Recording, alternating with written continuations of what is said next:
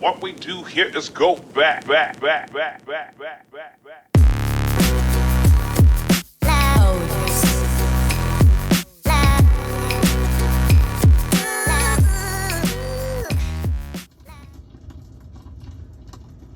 What's up? What's going on? Jace Jacobs here.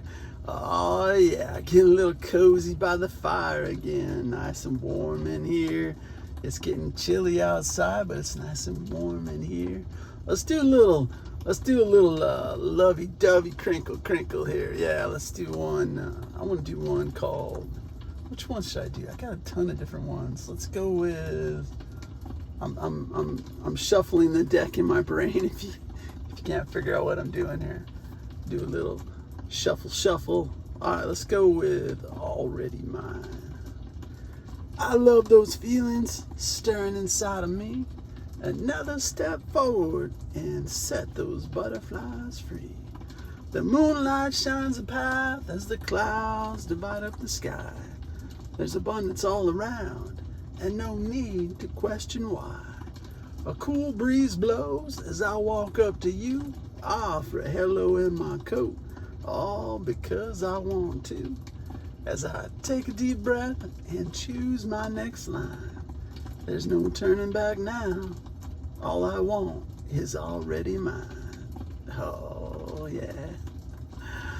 I remember those days of taking that nervous step forward.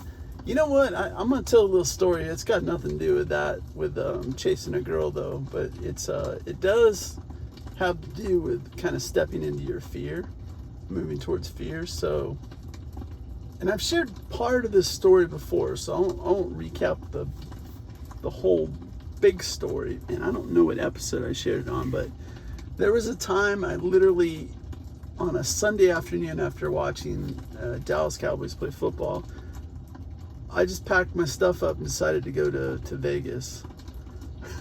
And I didn't realize that I would actually be put to work the next morning. I didn't realize I'd be working construction outside of Vegas. I didn't realize I'd be stuck on a construction site, left alone on the next Thursday, and all alone for like 2 to 3 hours with no water. I wasn't expecting that was about to happen. And so I've told this story, how I managed to get up there. But what I didn't tell is when I was coming back home, let me take a sip of water here. When I was coming back home, if you remember that story, after that whole ordeal, no insurance, no brakes on my pickup truck, windows rolled down, shirt off, wavy curly hair everywhere. As I was coming back home to Arizona from Vegas, I saw a little, there was a sign that said Phoenix, so many miles, but then there was also, right below it said Los Angeles, this many miles. And you know what I did is I veered over and I went to Los Angeles. I totally took that way. I remember I had all sorts of music with me at the time. I mean, I like all kinds of music. So I had George Strait, I had Guns N' Roses, I had all sorts of stuff. And I thought it was appropriate as soon as I crossed over into California to just start playing that album, Appetite for Destruction, Guns N' Roses, that one. So I play that album and I'm just thinking there's going to be an earthquake. That's what I thought of California at the time, is that I hope I survive this, because there's definitely going to be an earthquake. Now my brakes are fixed on my truck, thankfully. I got those fixed while I was working those 4 days of construction. And I'm rolling, man. I'm cruising in there, and I got the music playing. And my plan is that I knew my brother was over there, my oldest brother. I knew he was over there. And I didn't know his address, but I knew he lived on this kind of crazy road called Cahuenga. And I figured, how hard could that be to find that off the freeway? Wasn't really thinking there's like a million freeways in LA. And so, but I did it. I took off, this is being, how old was I? Like, geez, was I still 17 or was I 18? I might have been 18. I might have just turned 18. You know, that's a good question. I wonder if I was. I was probably, oh damn, I think I probably was still. Nah, I probably was getting ready to turn 19. Anyway, that doesn't matter. I roll there, and somehow, after all of that, I see Cahuenga off of the freeway I was on. I don't remember which freeway I was on. But I got off, I think I went right and didn't see anything, so I did a U-turn and then drove back left. And as I crossed back under the freeway and drove a little bit, I looked over, and on my left at this little Melrose Place type apartment complex, I saw my brother's van, and I was like, holy crap, I think I found it. Not having his address. And so I pulled over there, and I just started knocking on apartment doors, and there wasn't that many apartments in there. It was like, there's a pool in the middle, and who knows, there was maybe 10 apartments. It wasn't that big, you know. So I knocked on a few, and eventually my freaking brother answered the door. Isn't that crazy? And they were like, what the hell are you doing here, man? And so anyway, I'm now in LA, and my other brother was there as well. So two of my brothers was there, my brother G and my brother Wade. It was so funny that it was like crazy that, wow, man, I'm in LA and I just found my brother's place. But here's where it gets interesting. And so any kiddos around that happen to be listening to this, it's earmuff time, you know, kind of plug their ears a little bit. We're going to talk about a little bit of adult content here. I'll be respectful, but just in case you're extra sensitive, you may want to earmuff it for just a few minutes here. So the next morning, my brother takes me to his day job, which happens to be in the adult entertainment business. And he's an actor, but at the time he was doing like director of photography, I think. So he was doing the video work at the time. And this is a long time ago, by the way. This is probably, geez, what was this? 1992. And so I'm on, and the way these things work is that they're like 18-hour days.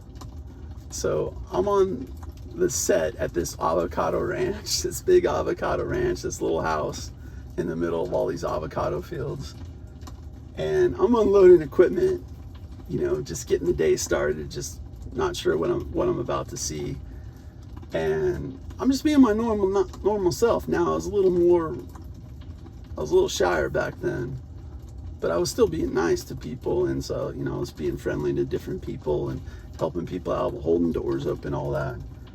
And I didn't realize that, how should I set this up? I didn't realize that one of the people I was being nice to was going to be one of the actresses later in one of the scenes. And so it looked like she had a little bit of, a black eye, you know, nothing that makeup wouldn't cover up. And I might have said something about like, what did the other person look like? But I was just being nice and holding open the door or whatever. But my brother has me doing like what's called like, I don't know, sound engineering or something like that. Basically, I was sitting at this table with all this equipment, and I don't know what I was doing, just whatever. That was my job, just to get me on the set. And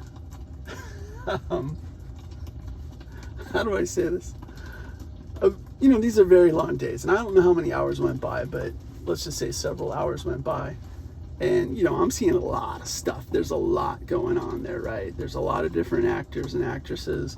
There's a lot of, you know, pretty graphic stuff going on. And let me pause for a second here.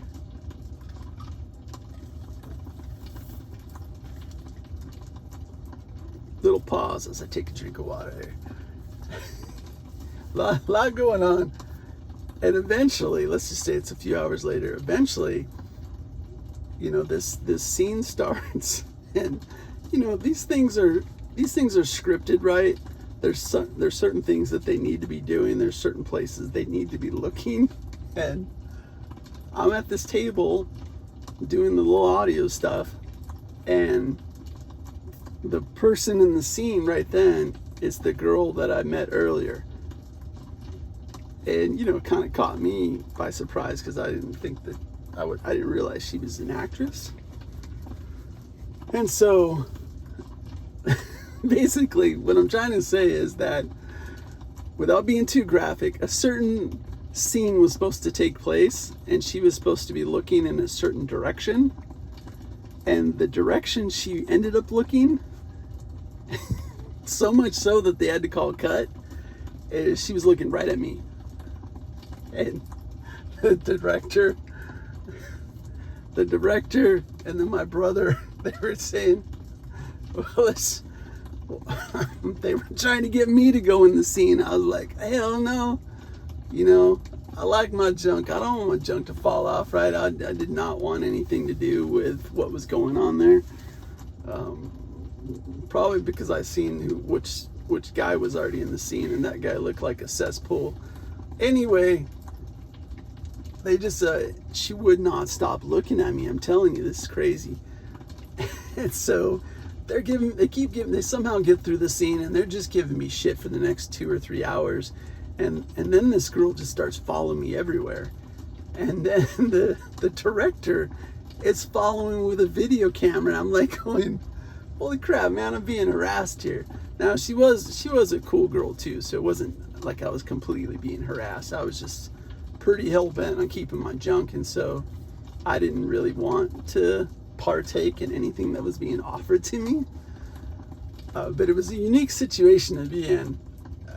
You know, I don't know how much more I should tell you, but we had fun, but I did not partake in any of that. Like I said, I wanted to keep my junk, and they kept trying to videotape me. There were some famous people there as well that I'll leave nameless. And all this stuff is probably on video somewhere for $9.95 per month or whatever. I kept my clothes on, I kept my junk, I survived, but it was an interesting situation to be in.